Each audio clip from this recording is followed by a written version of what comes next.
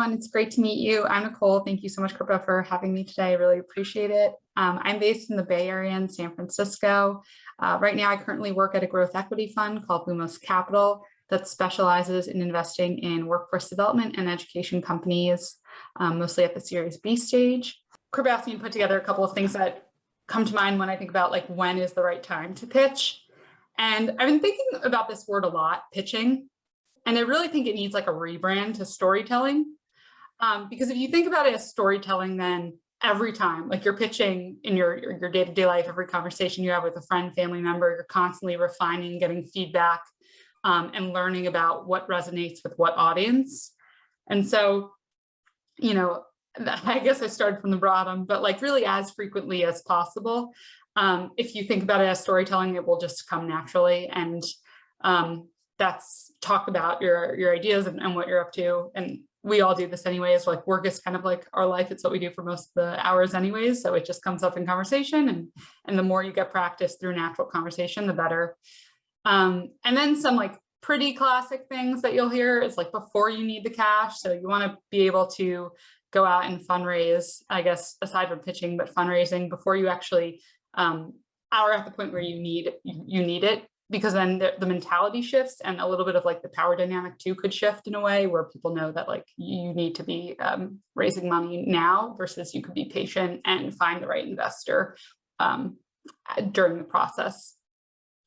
And then traction is kind of a hard word to define, especially at the really early stages. But I would almost turn it back to you. Whenever you think you can show that aha moment or a point where you're starting to get a really loyal user base and customer base, your product's really sticking and you found that PMF. It's kind of at that point where you're getting closer, at least you've eliminated hypotheses that you can show something to someone to say, we've been iterating and testing, and now when we take your, with this fundraise, this is exactly what we can do with it, or these are the next types of experiments we want to run. But just showing that at least you've gotten somewhere up until this point is going to be really important and part of the overall story. The one thing that I've learned is, start with the problem.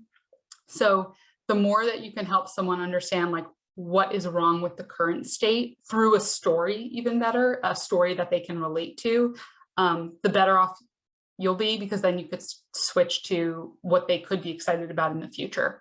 So the order of a pitch that's most impactful is what is wrong with the current situation, kind of what's going on right now, and then what the future state should look like. So really start with the problem up front. And then there's another one that's interesting where, there's this common myth that demonstrating passion is what's really important. And what trumps passion is actually preparedness. So showing that you know your market, that you know your numbers, that you've really taken the time to think deeply about the problem that you are solving and why your solution is a good fit for that problem, and you are the right team person to be uniquely solving that problem. That will go a farther than passion.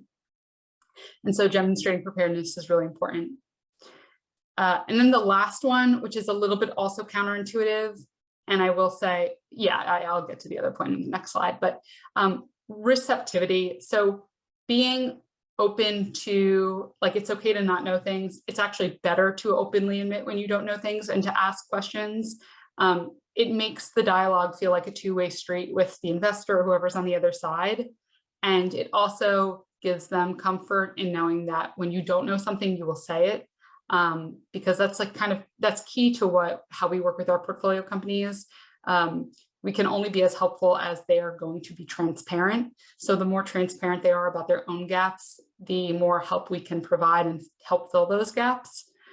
So acknowledge mistakes you've made along the process, acknowledge incorrect assumptions. It just shows that experimentation, you acting like a scientist, and that goes a long way. Don't for pitching. These are kind of adapted from the do's. They're a little bit of the other side.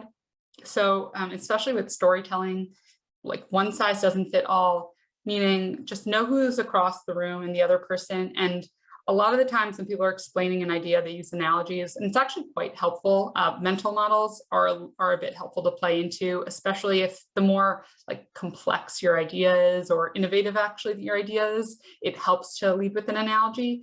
And then just subtle tweaks in the analogy to really resonate with what the other person is interested in. So, you know, I love to dance. If someone gave me an analogy about baseball, I might not really quite understand it, but if someone gave me an analogy about like dancing, I would immediately, it's like, I get it. And not only do I get it, that person took the time to go figure out and like read my LinkedIn or what have you, and knows that that's something that I'm uniquely interested in. So it's really important to tailor the pitch. Another thing for pitching is a lot of times it's like project confidence. And I will say this is a little bit of a, you know, it's like this unconscious bias that investors have with women and men. And like, there is definitely more subtleties in this. So not to overgeneralize, but in a sense, humility is like more important than having overconfidence is what I wanted to say.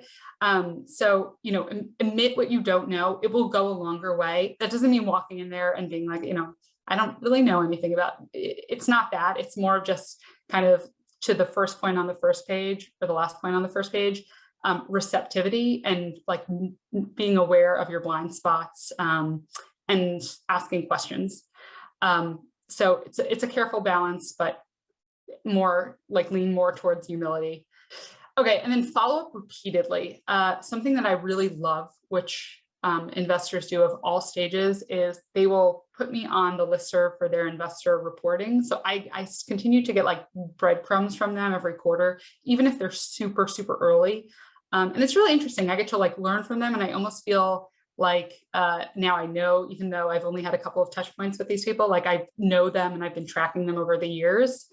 And if there is something that investors over index on, it's like relationships. So like knowing the person, which is super fuzzy, but I would say like the more follow-ups and touch points you could have with someone, the better.